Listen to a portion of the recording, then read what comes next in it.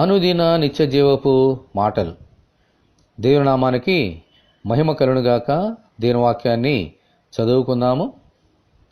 యెహోవా యొద్ద ఒక వరము అడిగి తిని దానిని నేను వెదుగుచున్నాను. యెహోవా ప్రసన్నతను చూచుటకును ఆయన ఆలయములో ధ్యానించుటకును నా జీవితకాలమంతయు నేను యెహోవా మందిరములో నివసింప గోరుచున్నాను. కీర్తనల గ్రంథము 27వ అధ్యాయము 4వ వచనం. దేవుడు సొలొమోనును ఒక వరము అడిగితే అతడు జ్ఞానమును అడిగాడు. దేవుడు అతడు అడిగినట్లే జ్ఞానమునిచ్చి ఆశీర్వదించారు. ఆమెన్. దావీదు భక్తుడు దేవుని ఒక వరమును అడిగాడు. దేవుని మందిరంలో చిరకాలము జీవించాలని. దేవుడు అతని ఆశను తీర్చి ఆశీర్వదించారు. హల్లెలూయా. మరి ఆయన బిడ్డలమైన మనము దేవుని ఏ వరమును అడగాలి? ఈ 2. అడుగుడి మీకు ఇవ్వబడునని చెప్పబడిన ప్రకారము మనము ప్రార్థనలో దేవుని అడిగితే ఈ వరమును తప్పకుండా ఆయన మనకు అనుగ్రహిస్తారు. ఆమెన్. దేవుని మందిరమునకు వెళ్ళుట, ఆ మందిరములో ఉండుట అనేది ఒక గొప్ప వరము అని దావీదు గ్రహించినట్లు అందరూ గ్రహిస్తే అది ఎంత భాగ్యము. దేవుని మందిరములో ఆయన ప్రసన్నతను చూడగలుగుతాము.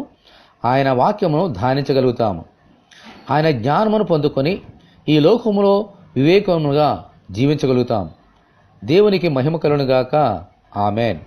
ప్రభువా, మేము కూడా మీ మందిరమునకు వచ్చి మీ ప్రసన్నతను చూచి మీ వాక్యమును ధ్యానించినట్లు జ్ఞానమును దయచేయమని ప్రభువైన యేసుక్రీస్తు ద్వారా మనమందరము దేవుని ప్రార్థన చేసుకుందాము. ప్రభువా, మీ కొందనాలు. దావీదు భక్తుడు అడిగినట్లు మేము కూడా ఆ వరమును అడుగుచున్నాం. ప్రభువా, మీ మందిరములో చిరకాలము జీవించినట్లుగాను, అలాగే సొలొమోను మహాజ్ఞాని చెప్పినట్లుగా ఆయనకి మీరు ఇచ్చినట్లుగా ఆ జ్ఞానమును మీ మందిరానికి వచ్చి మేము పొందుకున్నట్లుగాను మీ కృప మాకు అనుగ్రహించండి. ఈ జ్ఞానము ఈ లోకము మాకు ఇవ్వలేదు. మీ మందిరంలోనే మీ వాక్యము ద్వారానే మేము పొందుకోగలుగుతాం. మీ మందిరానికి వచ్చి మీ ప్రసన్నతను చూచి మీ జ్ఞానమును పొందుకొని ఆ వరములో మేము దీవించబడినట్లుగా మీ కృప మాకు అనుగ్రహించండి.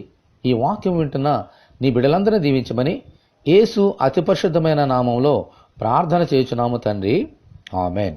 దేవుని కృప మనకు తోడై ఉండునుగాక. ఆమెన్. పరిశుద్ధ దేవుని మందిరం.